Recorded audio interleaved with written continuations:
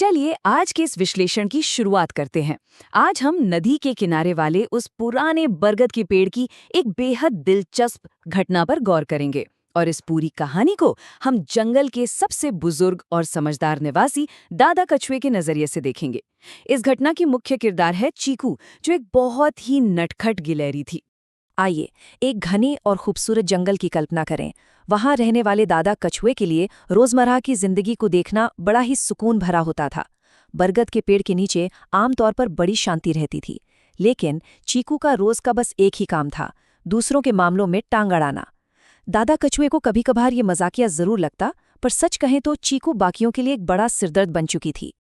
भाग 1 नटखट छोटी गिलहरी, मासूम मजाक या बुरी आदत। अब दादा कछुए ने अपनी आंखों से क्या क्या नहीं देखा।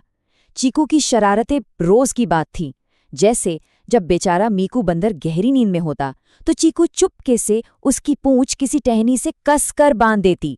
नतीजा, मीकू उठता और सीधा जमीन पर धड़ाम से गिरता। और जंबो हाथी की तो बात ही छोड़िए, जब वो नदी से पानी पी रहा होता चीकू उसकी सूंड में गुदगुदी कर देती।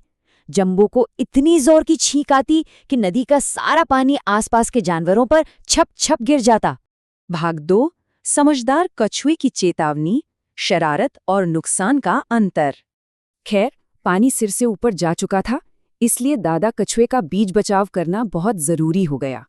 उन्होंने एक दिन चीकू को पास बुलाया और बड़ी ही गहराई से समझाया कि शरारत तब तक ही अच्छी है जब तक किसी को नुकसान न पहुंचे। अगर तुम्हारी वजह से कोई मुसीबत में पड़ता है तो वो महज एक बुरी आदत है। लेकिन चीकू, उसने इस अनमोल सलाह को एक कान से सुना, दूसरे से निकाल दिया और बस हंसते हुए फुर हो गई।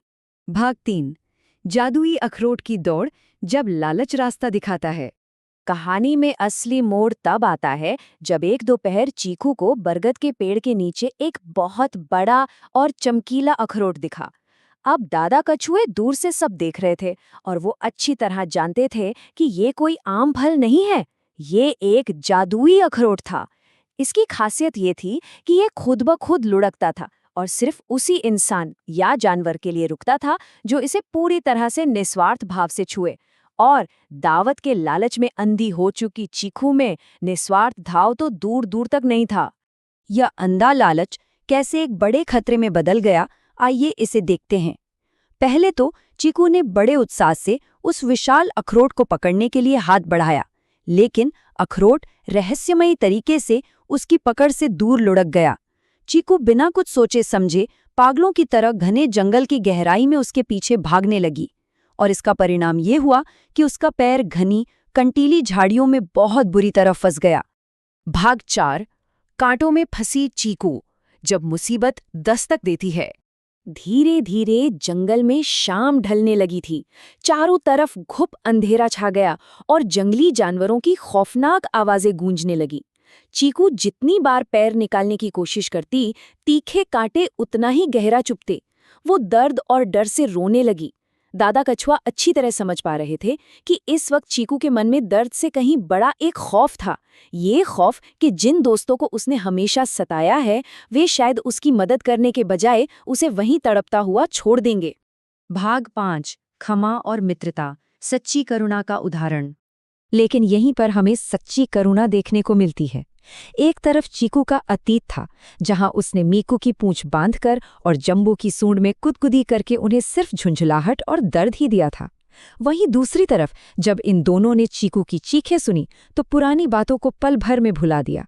जंबू ने अपनी मजबूत सूंड से उन खतरनाक कांटों को धकेल दिया और मीकू ने बड़ी नरमी से चीकू का पैर बाहर निकाल लिया। दादा कछुए के नजरिए से देखें तो बुराई का जवाब भलाई से देने का यह एक बेहतरीन उदाहरण था।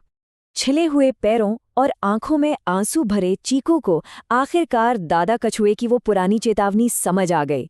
उसने भरे गले से सबसे माफी मांगी और कहा, माफ कर दो दोस्तों, मैंने तुम्हें हमेशा सताया, पर आज मुसीबत में तुमने मेरी जान बचाई है।